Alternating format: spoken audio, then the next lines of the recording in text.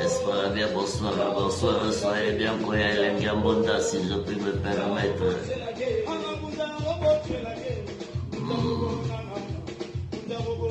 Hélène Gambonda.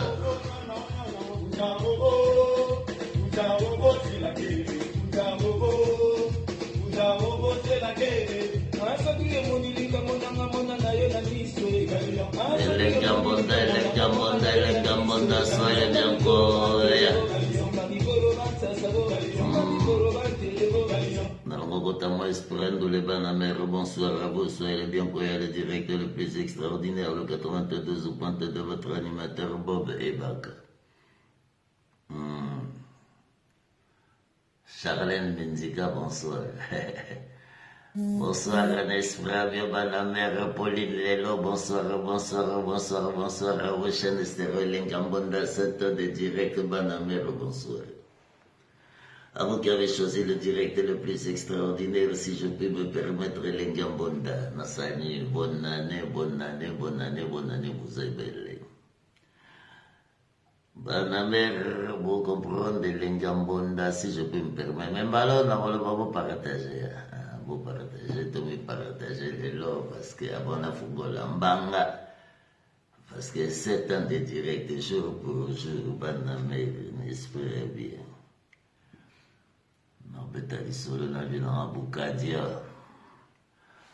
Pourquoi Boukadia, mesdames, mesdemoiselles, messieurs, je vais vous dire, je vais rapidement d'avoir le président Boukassi en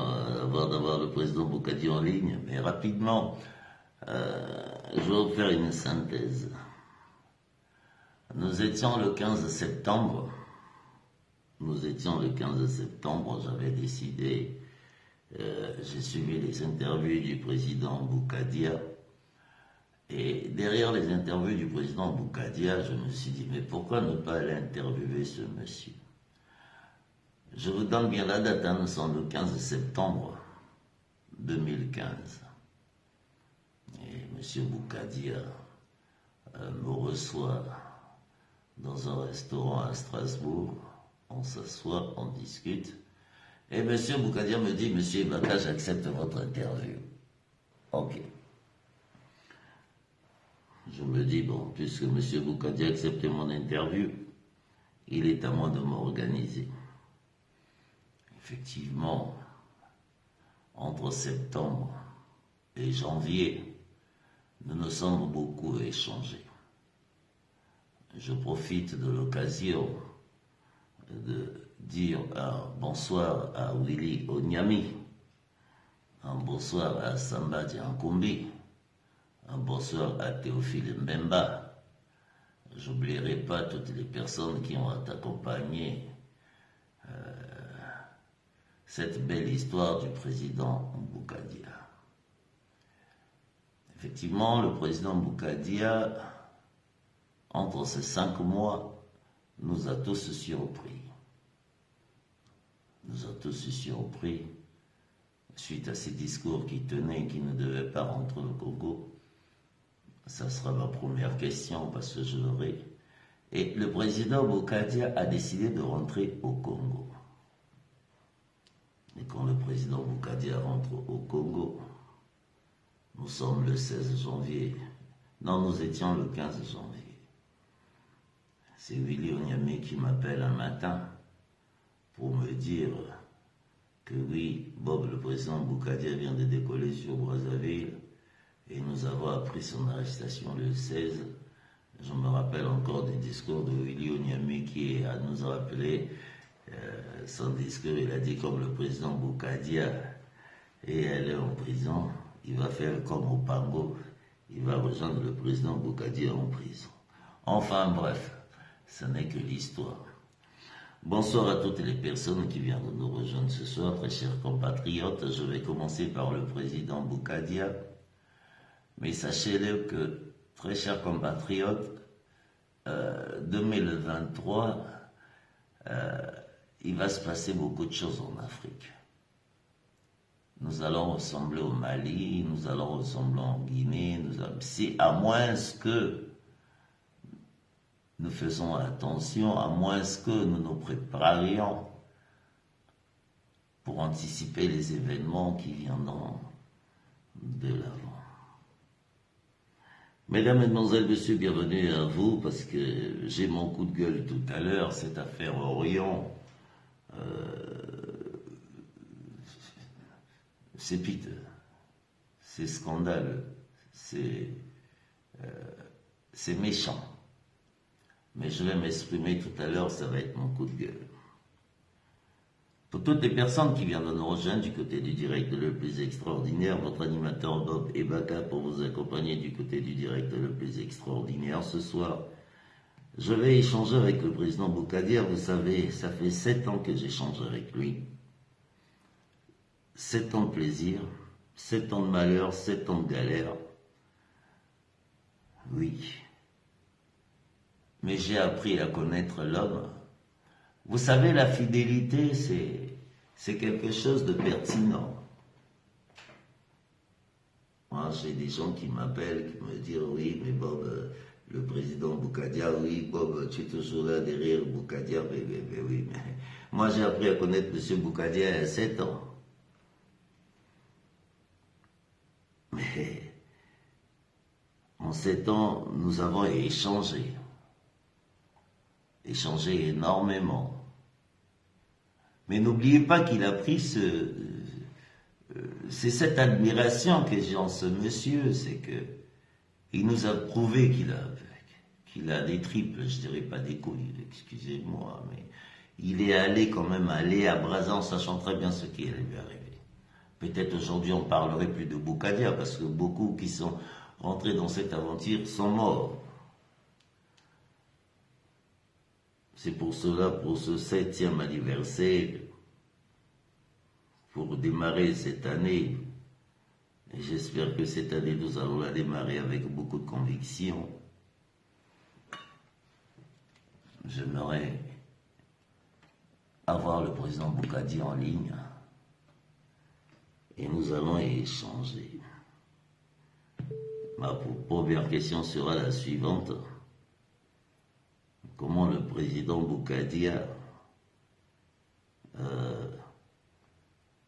nous avons le président Boukadia en ligne. Monsieur le Président, bonne année.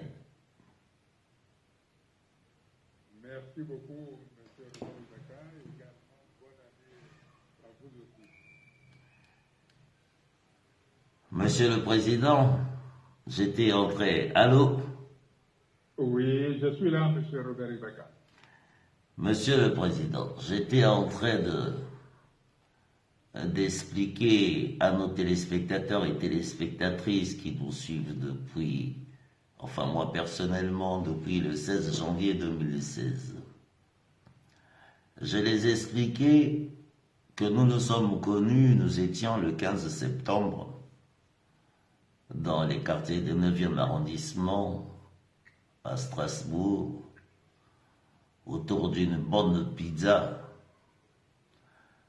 Et monsieur Boukadia, vous m'avez dit que vous ne deviez pas rentrer au Congo.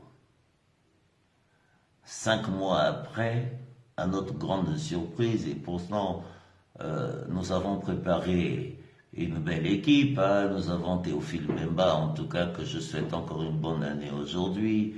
Je ne citerai pas les autres. Monsieur Boukadia, vous savez de quoi je parle. Monsieur Boukadia, je vais vous poser une question que je ne vous ai peut-être jamais posée, et vous allez me dire parce que j'ai été choqué. C'est même pour ça que j'ai créé cette émission Ebaka Show. Monsieur Boukadia, qu'est-ce qui vous a pris de prendre ce vol du 15 janvier, de rentrer au Congo? Bienvenue dans Ebaka Show. Ramenez-nous à l'histoire, monsieur Boukadia, bienvenue, si je puis me permettre. Vous savez, Monsieur Robert Ebaka, d'abord, je voudrais manifester ma joie de me retrouver dans cette émission qui, si je me souviens bien, est né le 16 janvier 2016, une date qui est aussi un tournant dans mon engagement politique, destiné à changer ce système qui oppresse les Congolais.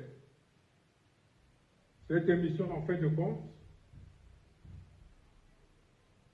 définit le tournant politique au Congo. Effectivement, comme vous le savez, en 2013, il y a eu un engouement populaire. Les Congolais se donnaient rendez-vous dans des meetings populaires dûment autorisés par le pouvoir politique. Et au cours de ce meeting, nous proposions, pour éviter la débâcle, pour éviter l'asphyxie du pays, qu'il fallait mettre en place un gouvernement d'union nationale qui prendrait en compte toutes les compétences, toutes les intelligences que compte le Congo. Parce que, bien entendu, nous avions analysé à l'époque que de la manière dont le gouvernement fonctionnait, nous arrivions à un moment donné à l'asphyxie du pays. Et malheureusement, j'avais pris d'ailleurs l'exemple en disant que nous risquons d'arriver à un émiettement du pays. J'avais lancé le ballon pour que les Congolais puissent réfléchir. Et donc,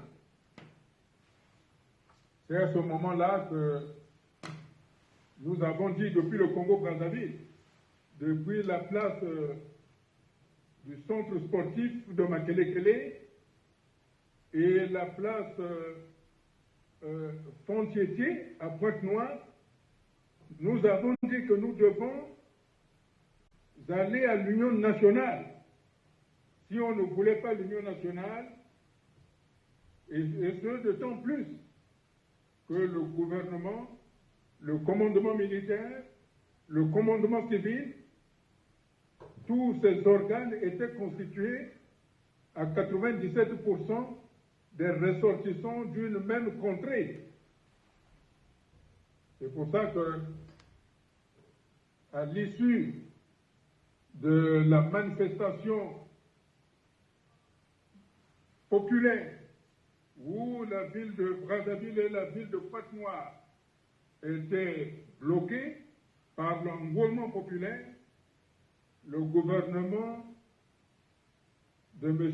Sassou avait ordonné l'arrestation de 29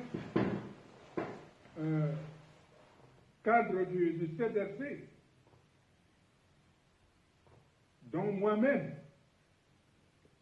Et par la suite, j'avais été condamné par contumace.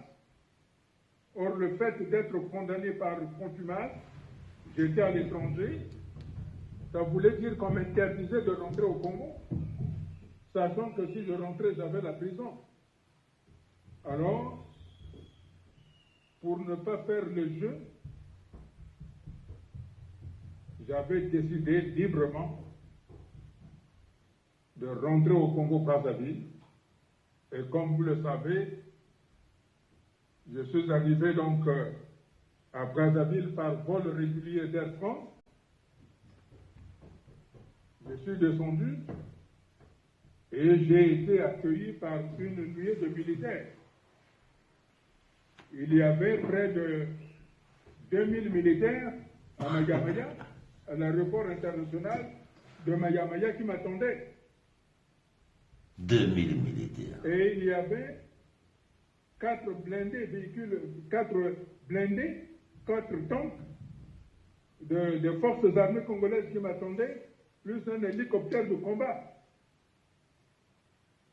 Et puis, c'est vrai qu'il y a eu des militaires qui n'étaient pas, qui faisaient leur travail certainement, mais il y a eu un officier qui était courtois, et puis finalement j'ai été transféré à Pointe-Noire, où j'étais surpris, parce que quand je suis descendu de l'avion, des quais où on m'avait mis de force,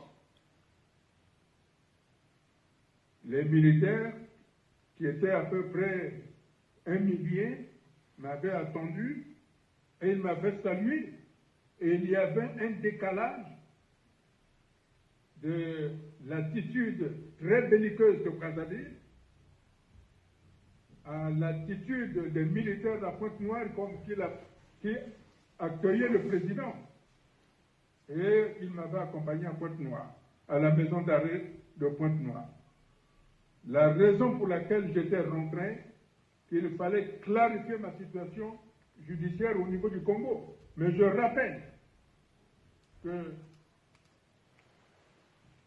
en août 2013, quand ils ont arrêté les cadres du CDRC, j'ai appelé le commandant de la gendarmerie, à savoir le général Moigny, qui m'a dit lui-même que ces cadres-là ne devaient pas être arrêtés parce qu'ils n'avaient pas commis d'infraction à la loi. Ça, c'est la parole d'un militaire. Et il était étonné qu'on arrête les cadres du CDRC. De même, le général Jean-Dominique Okemba, à qui j'avais envoyé mon conseiller, avait appelé le président Sassou Nguesso en lui disant qu'on avait arrêté les cadres du CDRC du président Bougadia. Ça, c'est le général Dominique Okemba qui parle au président de la République. Et à ce moment-là, Jean-Dominique Okemba rappelle le commandant, le général Moigny, pour procéder à la libération. Et le général Moigny me dit, c'est une question de vous autres hommes politiques, allez voir le préfet de Pointe-Noire pour qu'on libère les gens. Mais ils ne les ont jamais libérés. Fort heureusement aujourd'hui, après les sévices qu'ils ont subis en prison pendant 5 à 7 ans, certains, dont moi-même, torturés, nous en sommes sortis, tous. Vous en êtes sortis tous. Et ça, c'est l'histoire. Mais c'est une histoire pour conserver le repère. Nous n'en gardons pas grief. Mais c'est l'histoire. Parce que celui qui se trompe d'histoire, qui ne garde pas l'histoire, est obligé de revivre les choses. Monsieur Bougadia, moi j'ai envie de comprendre comment vous faites, Monsieur Bougadia. Parce que beaucoup de personnes qui ont été dans les geôles du pouvoir de Brazzaville, parce que je peux en parler, parce que j'ai un père qui en sort. Monsieur Bougadia, quand je vous entends, depuis votre sortie de prison, vous tendez la main au président Sassou.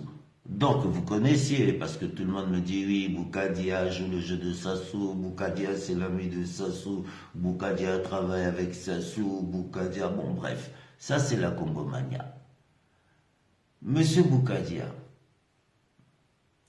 pourquoi tendre la main avec tout ce que vous avez subi? Enfin, moi personnellement, je sais pourquoi vous tendez la main, mais pour que les gens comprennent, Monsieur Bougadia, pourquoi vous tendez la main au pouvoir, aux gens qui vous ont fait subir, aux gens qui vous ont jeté en prison, aux gens depuis 2009 qui ont pris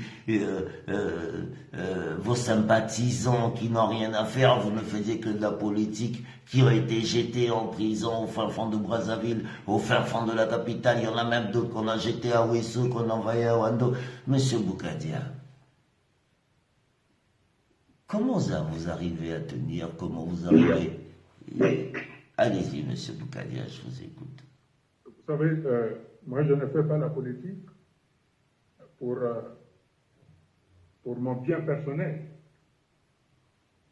Moi je fais la politique que j'ai apprise auprès de M. Aloïse Mugileno Masengo, qui m'a mis le pied à l'étrier. J'ai appris auprès de lui avec des compatriotes, Théodore Malonga, Adolphine Malonga,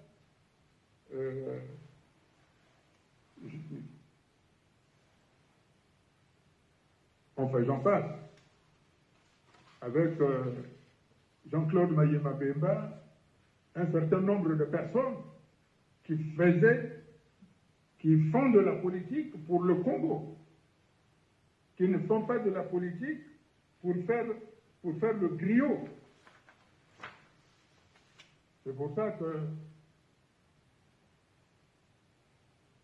la politique en Afrique tue. Mais quand on a le virus de la véritable politique que l'on peut faire, on n'a pas peur de mourir pour cette politique-là. Mais le mieux, c'est de ne pas mourir pour apporter au peuple, ce peuple que j'aime tant, qu'il sorte de cette misère organisée. Aujourd'hui, nous pouvons voir, il y a des vidéos.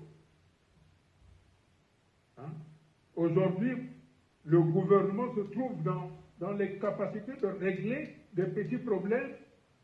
Alors, ils font des conférences. Ils passent à la télévision pour brasser de l'air, pour vous montrer que le gouvernement est en train de travailler. Alors qu'ils sont en asphyxie, qu'ils sont déjà morts. Mais ils ne veulent pas déclarer qu'ils sont morts. Ils ne veulent pas déclarer... Monsieur Boukadia, on va aller doucement. Ils ne veulent pas déclarer qu'ils sont morts. Monsieur Boukadia, je vais revenir sur une question très simple.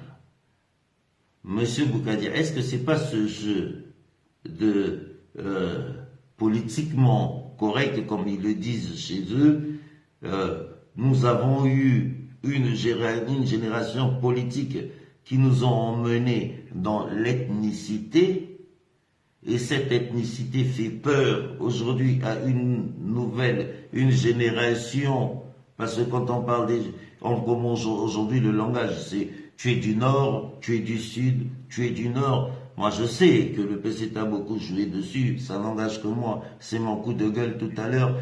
Monsieur Boukadia, nous sommes en 2023, comment sortir de ce désordre, comment sortir de cette pagaille, et comment nous sommes arrivés là, monsieur Boukadia? Monsieur Robert Ibaka, d'abord, vous m'avez souhaité bonne année. J'ai manqué peut-être de courtoisie républicaine. Comme vous m'avez posé la question de savoir pourquoi je tends la main. Je tends la main parce que en politique, on n'a pas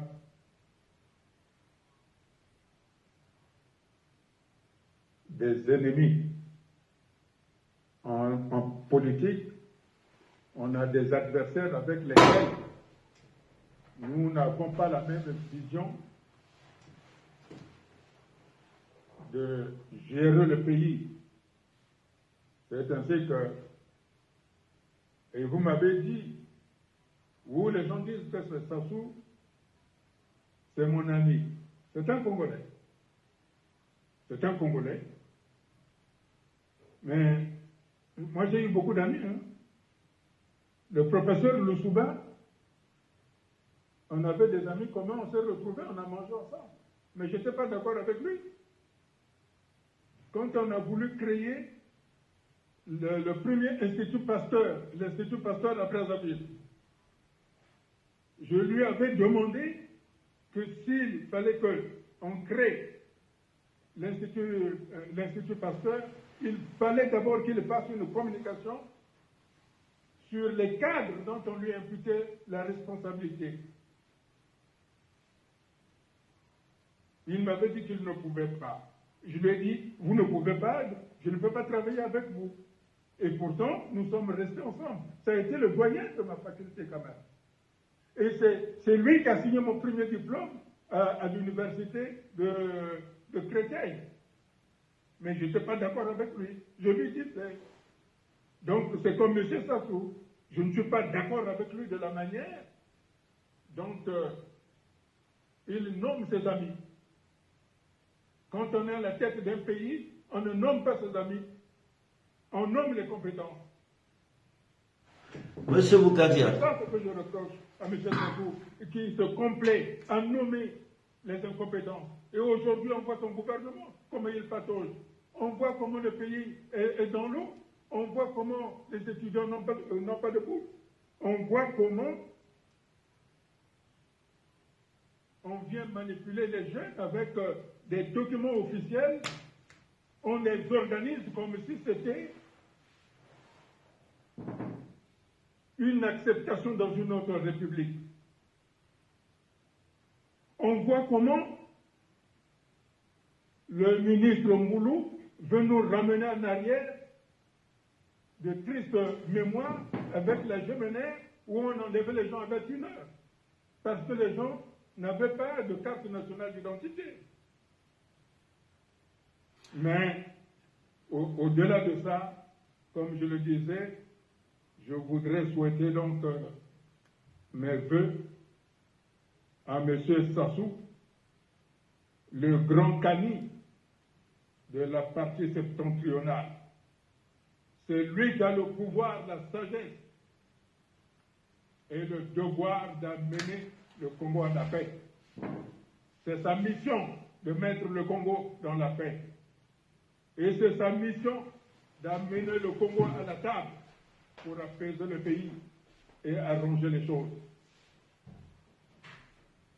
C'est pour ça que nous connaissons tous la maladie dont le Congo souffre.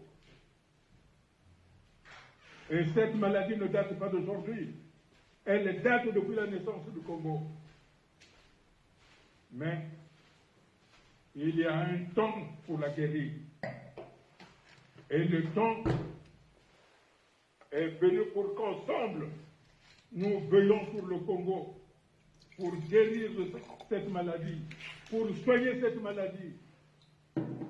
Parce que nous avons le remède. Nous avons les médicaments.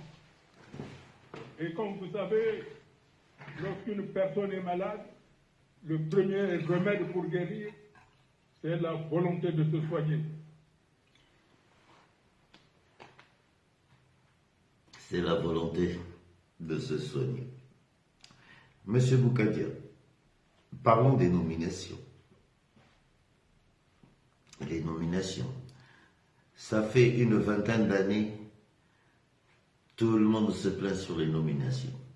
L'opposition se plaint sur les nominations. Mais M. Boukadia, il faut dire, dans ces nominations-là, il n'y en a pas que les gens du Nord. Il y a beaucoup des gens du Sud aussi, qui sont dans des postes de responsabilité clés. Je parle avec beaucoup d'émotion parce que, vous savez, M. Boukadia, j'ai pris 7 ans tous les soirs, 3 heures de direct, en train de m'exprimer, d'essayer de trouver une solution. Mais dans ces nominations, M. Boukadia, vous avez aussi des amis, vous avez des gens qui sont là, vous avez... Qu'est-ce que vous en pensez? Déjà, ces nominations, l'Assemblée, le Sénat, tout ce qui se passe après 2015, le changement de la Constitution, M. Boukadia. Nous sommes en 2023, je me avoir votre avis. Vous savez, M. Robert Ibaka, comme je le disais, les nominations est en adéquation, est en lien avec la maladie qui sévit le Congo, c'est-à-dire la peur, la méfiance, les préjugés. Voilà comment a été organisée la mise en place des nominations. C'est entre nous parce qu'on a peur de l'autre, on est méfiant par rapport à l'autre, et alors on se retrouve entre nous. Mais vous savez, quand vous êtes dans la même famille, que vous faites les enfants avec les cousins, ainsi de suite, on est plus intelligent. Hein? Hein? L'homme s'épanouit parce qu'il y a des apports extérieurs. Mais si vous vivez en vase clos, comme le fait le PCT, voilà le résultat. C'est ce que nous voyons aujourd'hui. La situation du Congo est le résultat d'un PCT gangréné à l'intérieur qui se copte sans pour autant voir du son extérieur. C'est ça. Et donc aujourd'hui, si nous voulons nous en sortir, et je sais qu'en 2023, nous y arriverons. C'est pour ça que je continue de tendre la main parce que c'est l'union qui fait la force. Mais monsieur Bou... Il faut dire aussi que cette situation a été créée par nos lâchetés réciproques. J'allais en venir, monsieur. J'allais en venir, monsieur Boukadia. Mais monsieur Boukadia, effectivement, avant aujourd'hui de tendre la main au président Sassou, mais monsieur Boukadia, nous avons déjà un problème entre nous, entre tous les partis politiques depuis la conférence nationale. Les partis du président Lissouba, les partis du président Ganao, les partis du président Boukadia, les partis du PCT, tous les partis politiques dont vous êtes retrouvés à cette assemblée. Mais monsieur Boukadia, vous n'avez jamais pu vous asseoir ensemble. Et aujourd'hui encore on retrouve. Mais qu'est-ce qui se passe? Pourquoi les Lissoubistes ne peuvent pas aujourd'hui venir s'asseoir avec monsieur Boukadia? Pourquoi ceux de Kombi Salissa, enfin au Kombi Salissa encore, je sais pas grave, il est en prison, il est rentré, c'est un jeune politique, le KDMB, mais je parle encore de ces vieux, les Mirassa. Pourquoi vous vous appelez pas avec les Mirassa? Pourquoi vous ne vous appelez pas avec, je parle de Mirassa parce que bon, je sais que c'est une bête politique. Voilà un peu l'exemple de Mirassa. Monsieur Boukadia, mais pourquoi vous n'arrivez pas à vous asseoir, toute cette classe politique, dont essayer de créer une opposition qui pourra tenir debout? Parce que vous êtes dans une individualité totale, je parle de tout le monde, monsieur Boukadia. Je ne sais pas ce que vous en pensez. Moi j'entends très bien. J'entends très bien, vous savez, monsieur Robert Ibaka. Quand, en 2013, avant que je ne quitte le Congo, moi je suis allé voir tous les responsables politiques. Je suis allé voir monsieur Clément Mirassa. J'ai discuté avec lui. Il m'a reçu chez lui. J'ai discuté, j'avais appelé M. Mathias Sonson qui devait me rappeler pour qu'on se voie, il ne m'a jamais rappelé. J'ai vu un certain nombre de responsables politiques. Donc aujourd'hui, c'est ce que je disais. On a imprimé la méfiance, on a imprimé la peur sur les gens et on a des intérêts parfois privés qui ne vont pas dans le sens des intérêts d'ordre général. Mais tout le monde voit aujourd'hui l'état du pays. Tout le monde voit l'état du pays. C'est mon coup de gueule ce soir. Voit quel haut les Congolais voient. Tout le monde voit comment les infrastructures du Congo, sanitaires, sociales, scolaires, routières, vous voyez comment elles sont, ces infrastructures-là. Tout le monde les voit. C'est pour ça que je pense et je souhaite que cette année-ci, chacun de nous devra faire un effort conséquent. J'ai dit ceci que M. Sassou n'est pas le seul responsable. Nous tous, nous sommes responsables parce que nous avons laissé faire. Parce que si ce que nous disons, quand nous condamnons qu'on tue des gens, si ce que nous disons qu'on tue véritablement des gens, nous en sommes conscients et nous y croyons, je parie qu'il y a longtemps qu'on se serait retrouvés. qu'on se serait créé une force pour dire à M. Sassou, nous devons nous asseoir. Mais chacun voulant être chef, alors que lorsque nous étions à la conférence nationale, personne ne pensait être chef. Et aujourd'hui, chacun veut être chef parce qu'il veut avoir une quelconque importance en négligeant le pays, en négligeant la population. Mais je souhaite rappeler ceci. Quels que soient les pays, il y a eu des drames. Que ce soit les pays développés socialement, financièrement, économiquement, techniquement, technologiquement, ils ont eu des drames.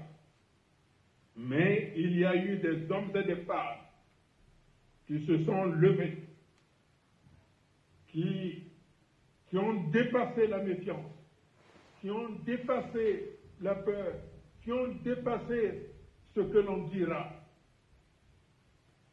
pour créer une nouvelle façon de penser. Et c'est à cela que je m'attends, quel que soit ce qui est advenu au Congo, quels que soient nos drames, laissons le passé au passé, occupons-nous des vivants, occupons-nous du présent. Et je me rappelle toujours, je l'ai déjà dit, il nous faut nous asseoir maintenant que M. Sassou est encore vivant. Lui, en tant que Kani, il doit apporter la caution de la paix. Mais si jamais il s'en va, sans pour autant qu'on ait eu l'occasion de nous asseoir, je ne crains que le Congo tel que nous le connaissons ne sera plus. Alors, je ne suis pas pour ça. Ce n'est pas uniquement pour le Congo. Mais la France qui est derrière ce chaos qui se passe au Congo-Brazzaville, parce que le premier responsable de ce que nous vivons, c'est la France. C'est le premier responsable. Parce que lorsque on crie que ça ne va pas, la France préfère aller s'alimenter avec l'argent des crimes économiques pour elle. Et peu importe les Congolais qui meurent, tout simplement parce que ces Congolais, c'est des Noirs. Si les Congolais étaient des Blancs, la France aurait agi autrement. Mais comme les Congolais, ce sont des Noirs, ils peuvent crever là-bas, ils peuvent mourir, la France n'a rien à faire. Voilà pourquoi la France ne fait absolument rien pour le Congo. Mais monsieur Boukadia... Et on s'étonne que lorsque le Mali, lorsque le Burkina Faso, lorsque le Centrafrique prennent des décisions, on se dit que ces Africains-là ne sont pas reconnaissants. Monsieur Allez-y, monsieur Boukadia, je vous laisse parce que j'allais revenir sur la France. Monsieur Boukadia. C'est pour ça que je dis. Oui, j'allais revenir sur la France, monsieur Boukadia.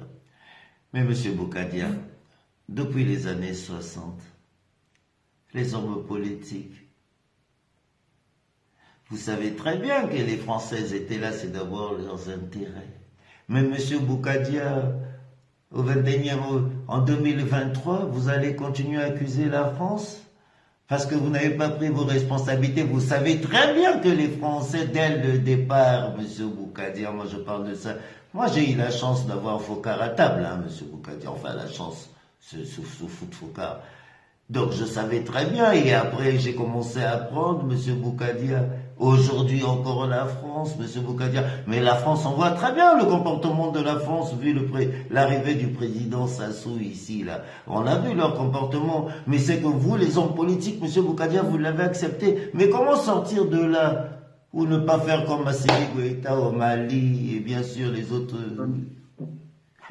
C'est un petit pic. Ouais.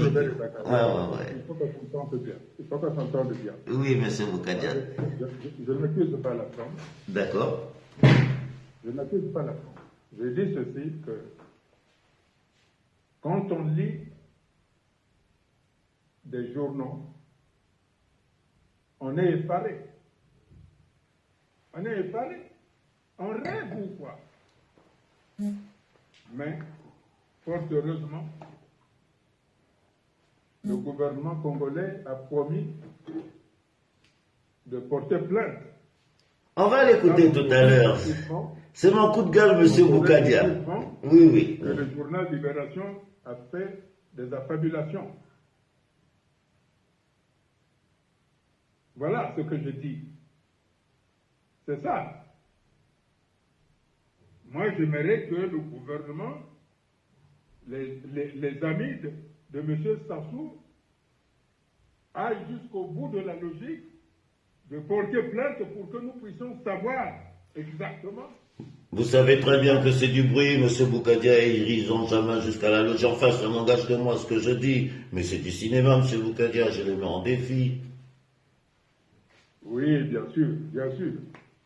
Mais de toutes les façons, moi, ce que je propose aujourd'hui, c'est que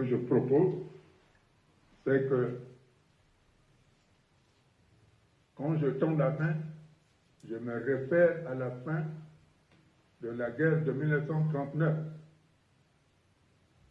lorsque le chancelier Konrad Adenauer est allé rencontrer le général de Gaulle à Colombe-les-Deux-Églises, en lui tendant la main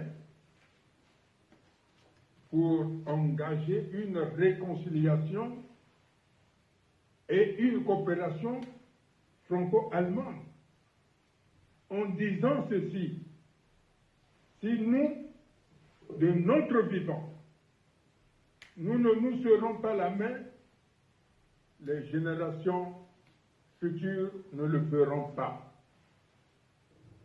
Et si nous, Congolais de maintenant, si nous ne nous asseyons pas, il est à craindre que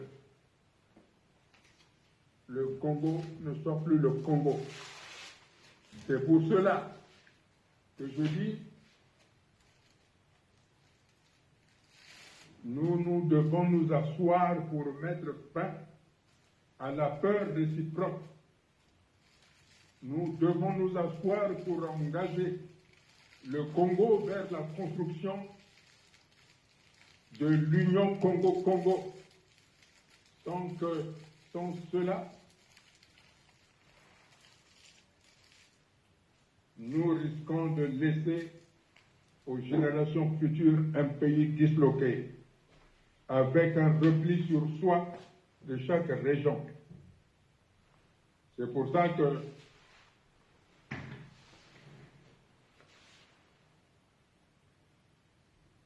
on vous écoute, j'appelle. On vous écoute, M. Boukadia, on vous écoute. C'est pour ça que j'appelle M. Sassou Nguesso, dans sa qualité de grand Kani du Nord, de procéder à ce que le Congo retrouve la tranquillité publique. Pour que nous mettions ensemble le compromis politique historique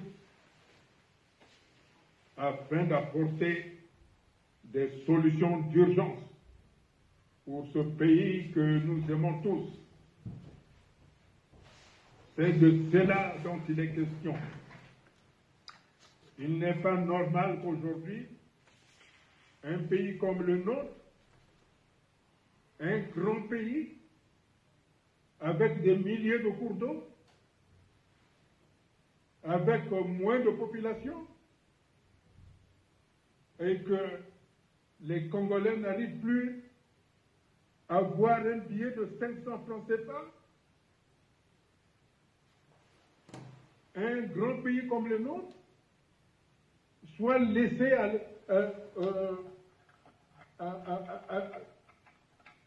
la merci des étrangers et les Congolais eux-mêmes deviennent des étrangers dans leur propre pays. C'est cela le vœu que je fais pour cette émission d'anniversaire. Nous devons reconsidérer nos fonctionnements. Nous devons réactualiser et consolider nos partenariats avec les partenaires historiques. Si les partenaires historiques veulent rester au Congo, c'est dans cette nouvelle dynamique-là. Parce que la jeunesse congolaise aujourd'hui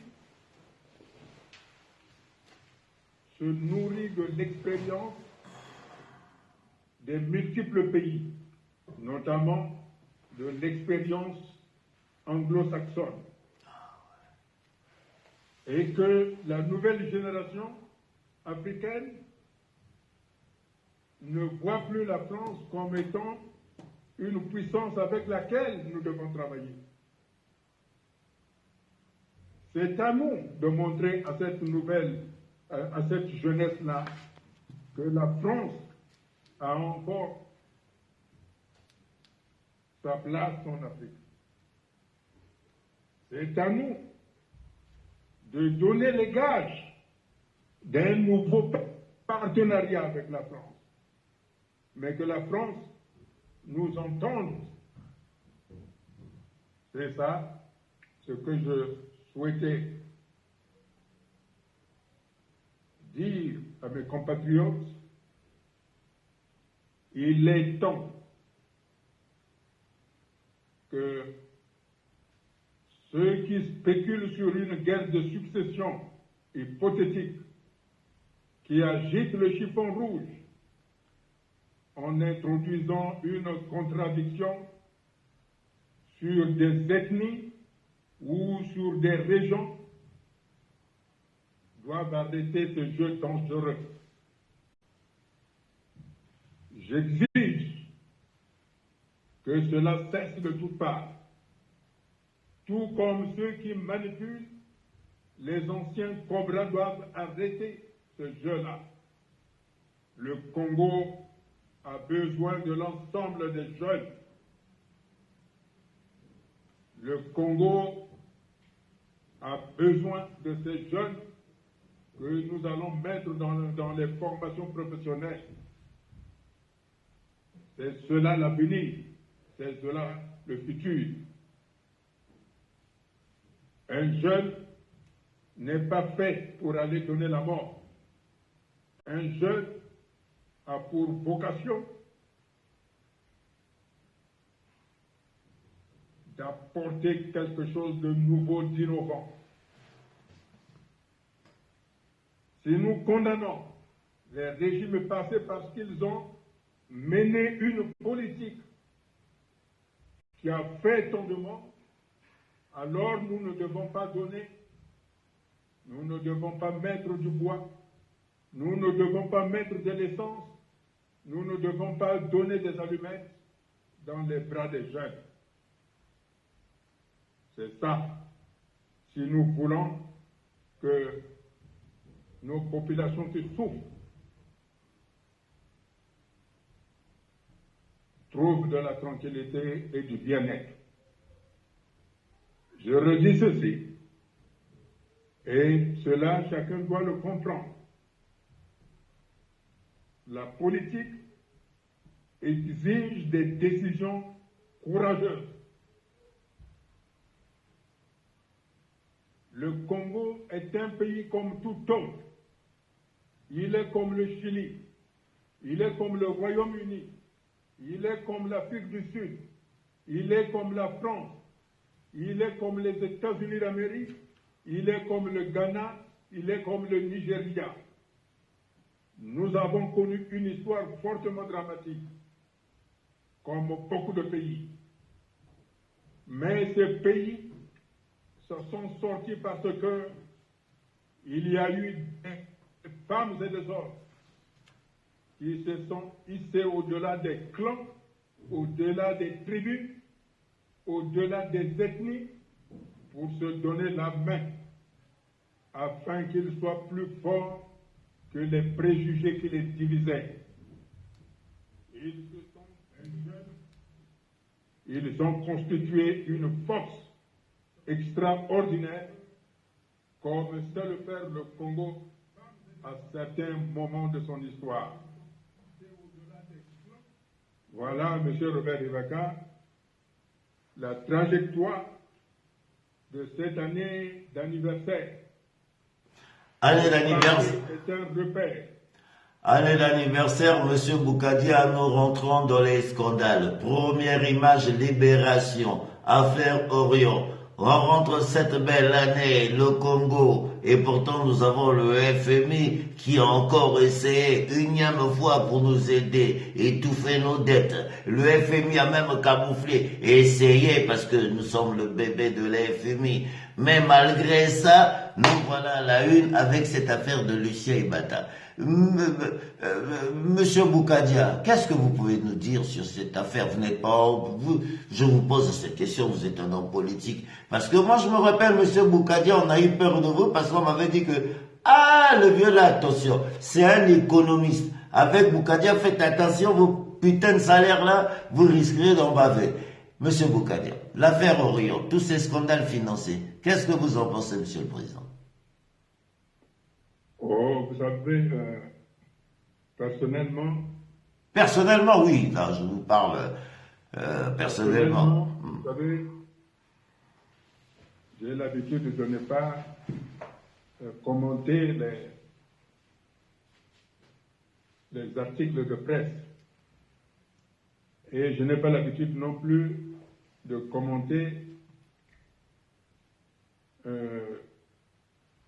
les décisions de justice, parce que je ne suis pas un commentateur.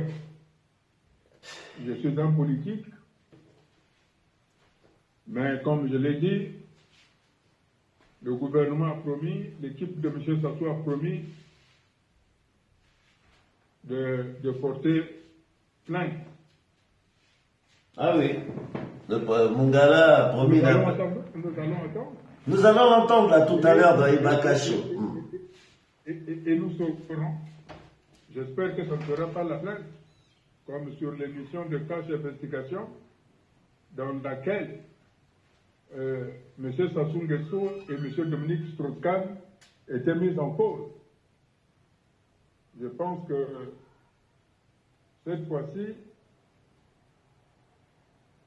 les amis de M. Sassou, son équipe, sauront laver l'honneur de M. Sassou Nguesso en allant devant la justice. Mais ce qui me préoccupe, moi, c'est l'état du pays. Moi, je voudrais demander aux Congolais qui ont la possibilité de circuler dans le pays entier, qu'ils nous disent qu'est-ce qu'ils constatent. Parce qu'on peut dire, ah non, les vidéos que nous voyons, c'est des montages. Mais eux-mêmes, ceux qui se déplacent là dans des grosses voitures là, il faut qu'ils nous prennent, qu'ils nous fassent des images.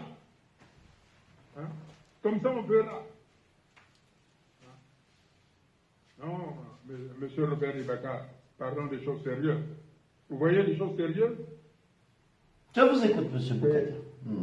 Les choses sérieuses, c'est la situation dans laquelle se trouvent les populations du pays, du Congo. C'est mon coup de gueule tout à l'heure. Il y a des gens qui meurent, il y a des gens qui meurent parce qu'ils n'ont pas 500 francs pour s'acheter un cachet d'aspirine ou de Nivaquine. 500 francs, c'est pas. Hein?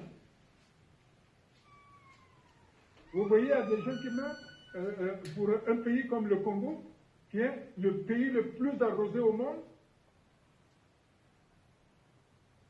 On fournit de l'eau de forage, et vous voyez la qualité de l'eau de forage. Hein? Puisqu'il y a un programme qui est là, je crois, sur le développement du Congo. Ils vont développer le Congo avec quoi? Les usines, les entreprises tournent avec l'eau et l'électricité. Mais avec quoi? Avec quoi ils vont développer le pays? Avec quoi ils vont créer des entreprises? Hein? Vous pensez que les investisseurs peuvent venir avec leurs investissements, disons, on va investir au Congo, un pays où il manque de l'eau? Ils peuvent venir avec un pays où il n'y a pas de courant électrique? Enfin, il faut arrêter avec l'aventure. Il faut arrêter avec l'aventure. Qu'on nous dise, bon, ils ont mis une équipe là pour bien mettre les doigts dans le pot de confiture, je le comprends. Mais ce n'est pas une équipe qui travaille pour le Congo. Ce n'est pas une équipe qui travaille pour les Congolais. C'est une équipe qui est là pour se recycler, pour faire, comme l'on dit dans le pays, le matalana. Nous sommes un gouvernement.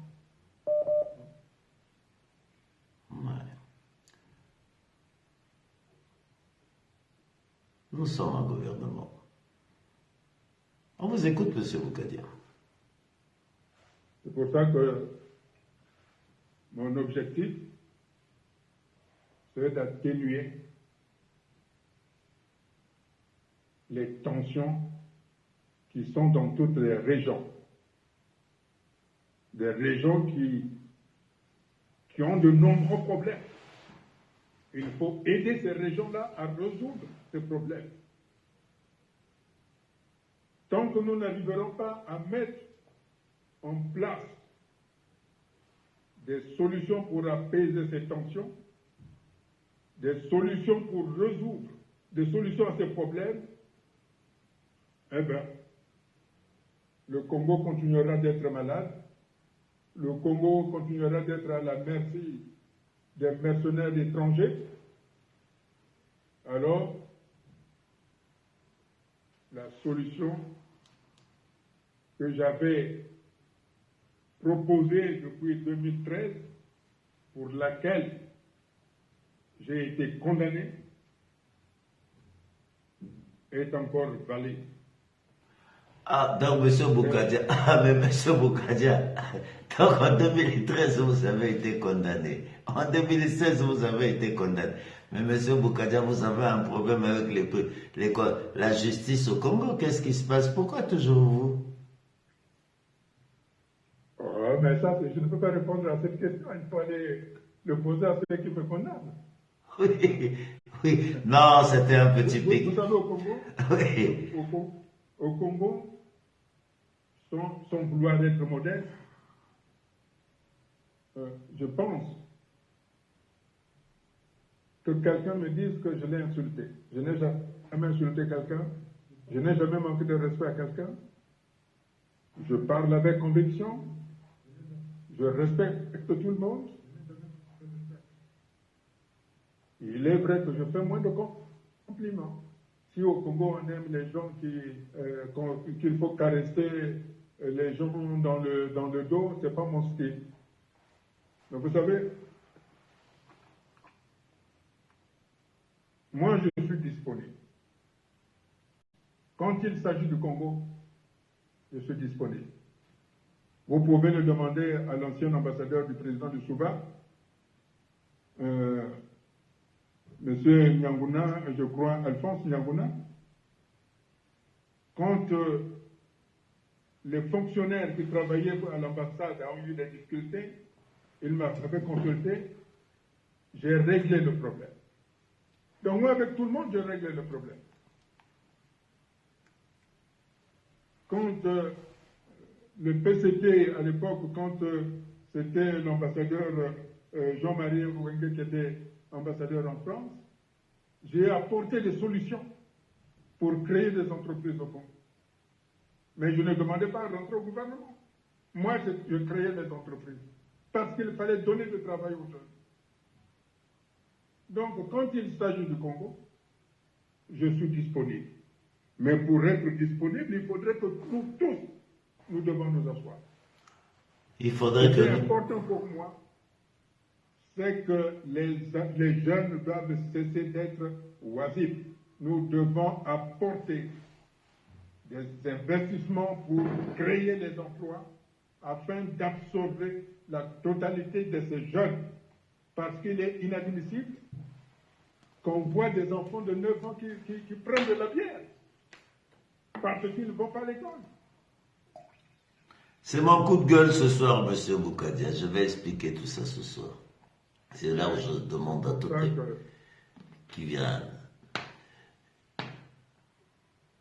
Je demande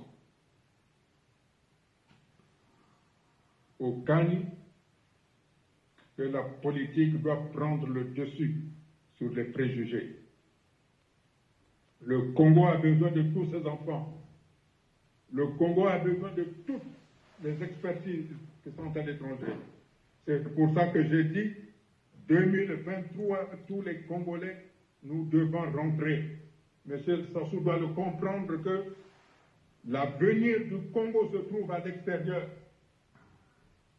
Les expertises qui sont à l'extérieur, avec les expériences de ceux qui sont restés à l'intérieur, quand ils vont se combiner, il va y avoir une émulation, une dynamique qui fera que le Congo va se retrouver avec lui-même, réconcilié et concilié, et non un Congo qu'on nous présente divisé. Le Congo est un Congo dès le départ qui est uni. Alors, il faut mettre fin à cette politique de la peur, cette politique de l'exclusion. Monsieur Boukadia, ça fait exactement 53 minutes que nous parlions ensemble. Monsieur Boukadia, nous sommes en 2023. Encore une fois, bonne année. Merci de m'avoir donné cette inspiration de créer. De toutes les façons, pour vous dire, je faisais de la radio à Reims, donc mon rêve c'était m'exprimer musicalement parce que j'ai passé ma vie dans la musique et j'adore la musique, monsieur Boukadia. Et en tout cas, une fois encore, parce que j'ai mon coup de gueule ce soir, l'affaire Mboulou, on va écouter Thierry Mungala, les Aïrois, enfin il y a un Congolais qui nous a insultés, c'est l'audio que je vais faire passer, l'affaire Mboulou, voilà mon coup de gueule tout à l'heure. Monsieur Boukadia, pour le mot de la fin, qu'est-ce que vous pouvez nous dire ce soir encore une fois? Bonne année 2023, j'espère seulement que cette fois-ci 2023, vous allez rentrer chez vous au Congo, mais... Monsieur Boukadia, qu'est-ce que vous pouvez nous dire pour le mot de la fin? Encore une fois, bienvenue dans Ibaka Show, votre émission. Je voudrais que les Congolais comprennent que le Congo, tout le Congo, a besoin des Fouyoulou, des Mbeti, des Ngangulu, des Vili, des Sango, des Bomitaba, des Ikenga, des Kuni, des Mbossi, des Bembe, des Pounou, des Lari, des Sundi, des ceci, des cela. Voilà notre richesse. C'est ça le Congo. Il nous faut terminer avec le gouvernement des clans. Il nous faut terminer avec le gouvernement des ethnies. Il nous faut terminer avec le gouvernement des tribus et des familles. Aussi,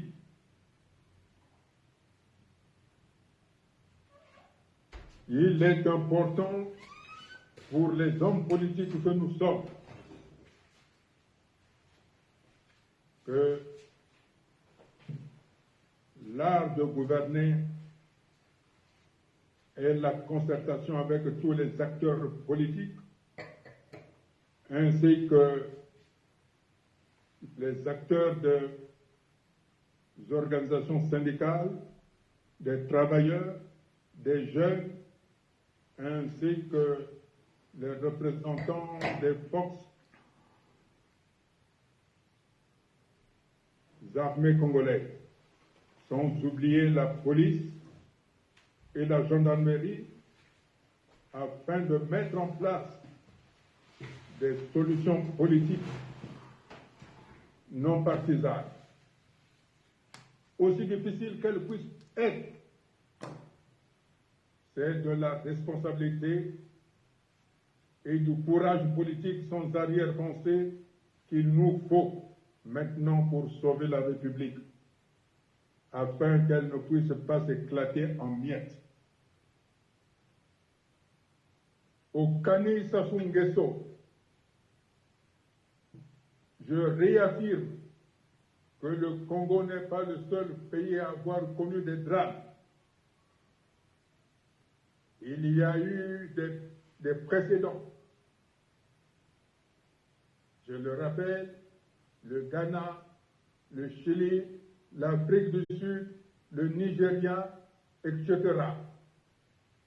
Ils ont réussi à s'en sortir parce que les hommes politiques, les femmes et les hommes se sont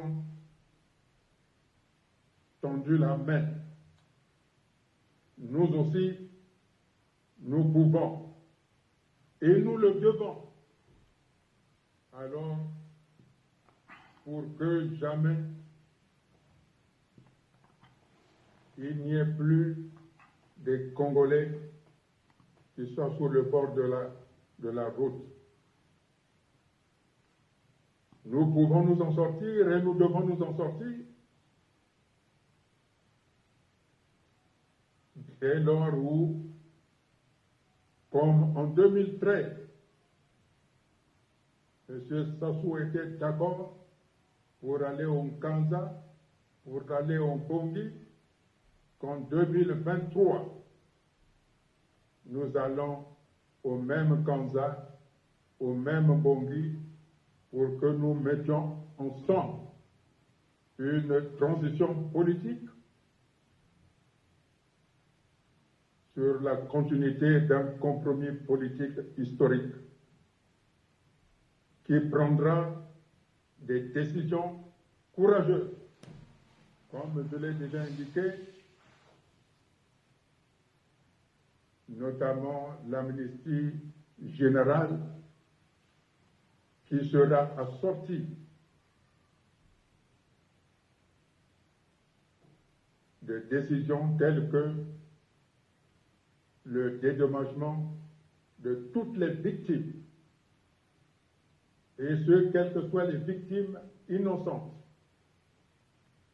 C'est à ce moment-là, en tant qu'anciens prisonniers,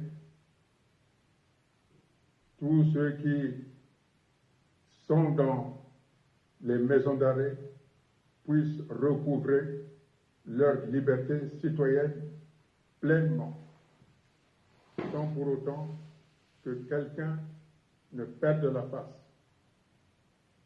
Voilà, M. Robert Ibaka, le mot de la fin, que vive le trait d'union Congo-Congo qui dessine la réconciliation et la refondation de notre République. Et que vive le peuple congolais qui est mon Dieu, et que 2023 soit l'année de la Renaissance. Je vous remercie. Monsieur le Président Boukadian, le plaisir est pour moi, vous savez, comme je l'ai toujours dit, cette émission, merci parce que de m'avoir donné cette inspiration. Je me suis levé le 16 janvier, il était 20h, je suis allé au pied demander à ma femme, j'ai dit, moi je dois faire la radio, parce qu'à l'époque on appelait ça radio, je ne savais pas, et puis voilà. Et je m'étais juré, j'arrêterai Bakacho le jour que vous sortirez de prison. Et juste après, il y a eu le président Mokoko qui est allé en prison. Et je lui ai donné la même promesse. J'ai dit au président Mokoko, j'arrêterai Bakacho le jour qu'il sortira de prison. Merci, Monsieur Boukadia. Moi, je vais continuer cette émission. Je vais revenir sur les scandales qu'il y a, le couvre-feu à Brazzaville, tout ce désordre. Monsieur Boukadia, merci de m'avoir accompagné ce soir. Merci encore une fois. Très chers compatriotes,